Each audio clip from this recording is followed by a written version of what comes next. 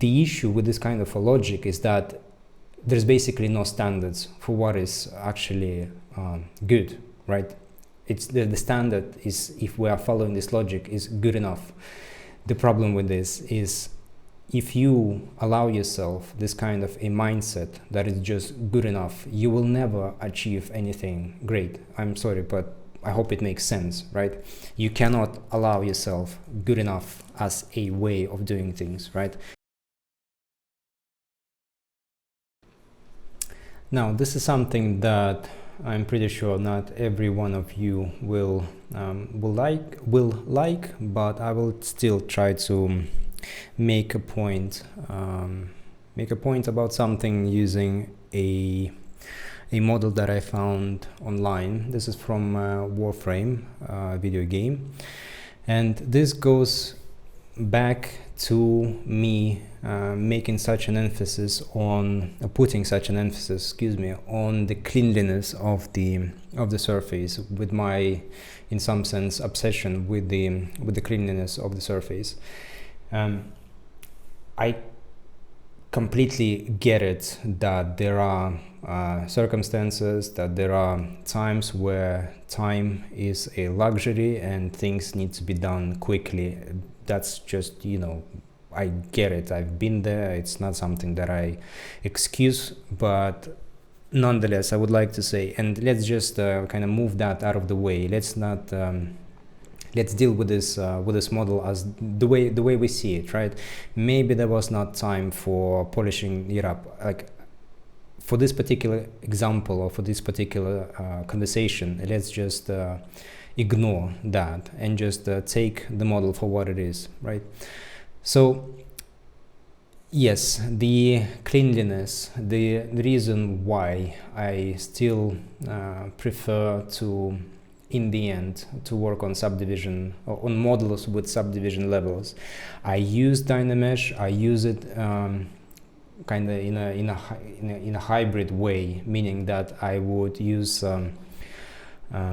kind of low poly base mesh, right? Step it up, work on the forms, work on the mass, I guess, of the forms, the silhouettes, and then before doing the final kind of polish or the final stage, I would perhaps introduce dynamesh, because it's just easier for me to work this way. It's kind of more rough and organic in feeling, right? And I can modify some things quite easily because there is no topology to worry about. It's not getting in the way.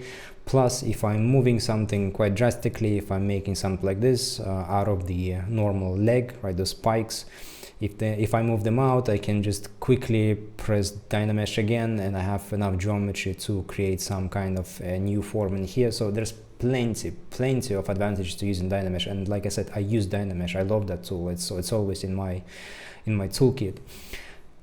Then, nonetheless, I would still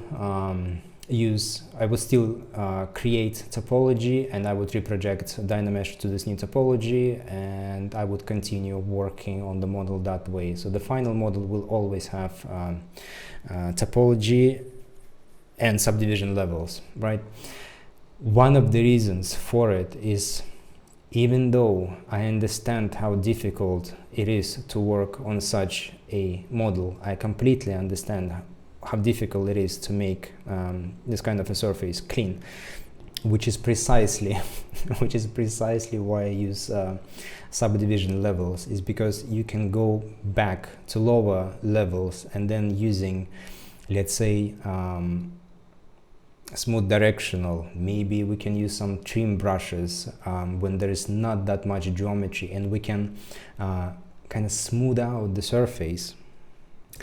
And the problematic surface that I'm talking about, well, it's kind of everywhere, but just I guess highlight some of it, is it's not the noise that I see here, even though there's plenty of noise, right? All of this, well, I mean, all of this is noisy, right? It's very noisy. All of this is very noisy as well.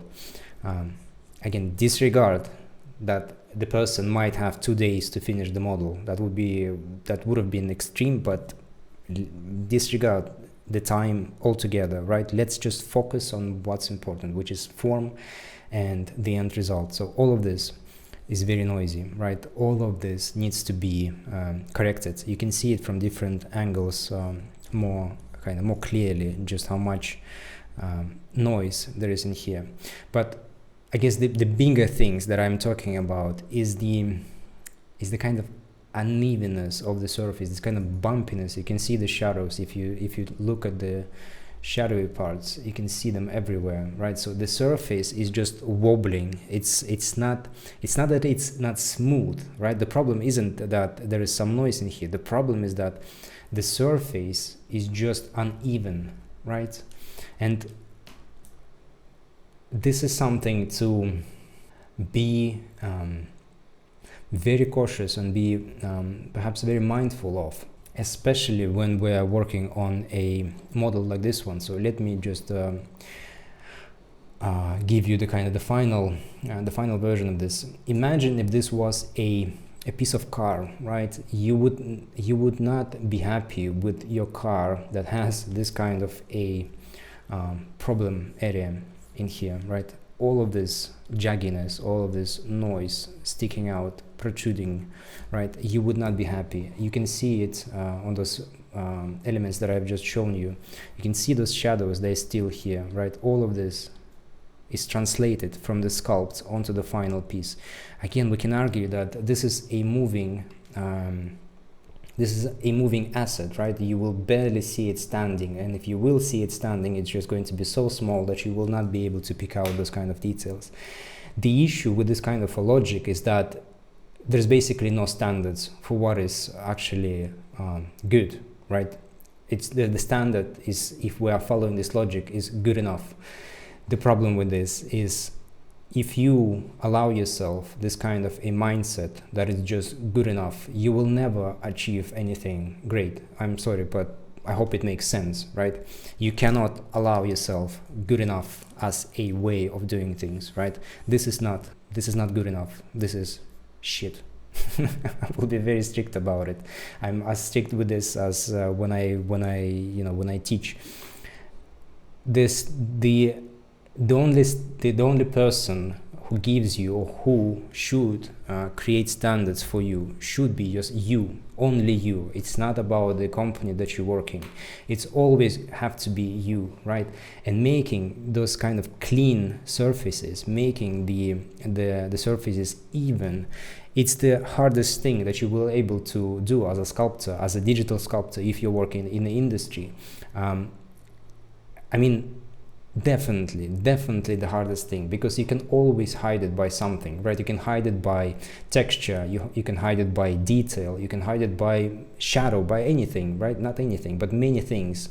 But in the end, you should know, if you are trying to hide something, that you are hiding something, right? That you are, in some sense, you're allowing yourself to do something not amazing, right? And your priority should be making something amazing. It's always, otherwise, why are you even bothering doing something, right? Obviously, we all strive as artists to have, in the end, something amazing. We don't know whether it's going to happen or not, but at least we need to try, right? That's kind of what we do as artists. We just try, we sit, and we, in some way, maybe we sometimes hope, but and that's the most difficult part, right? Is when we make something, is to sit through those difficult times and just know and believe that you will be able to achieve something amazing, right? It's just sitting through this uncomfort and not letting yourself ever to fall into a mindset that something that is good enough is your final goal, right? None of this, well, we can say, we can say that it's possible, right? It's kind of, let's give it a green light. The reason why we can say that is because it was given green light, right? Because we're looking at a finished model that was used in a game. But if you are, and I'm not bashing the artist, I'm not bashing the model, I'm not even bashing the company. In fact, I love the Warframe project. I like the fact that people get to sculpt so much when they make their assets, because they are so stylistic, right? You can use, like here, there are probably some modeling. I hope there, well, not hope, but maybe there are some modeling in here, but it's mostly sculpting, which is the I think for every 3D artist who is either creature artist or character artist, I think it's kind of the most fun you can have, right? It's just pure joy of creation.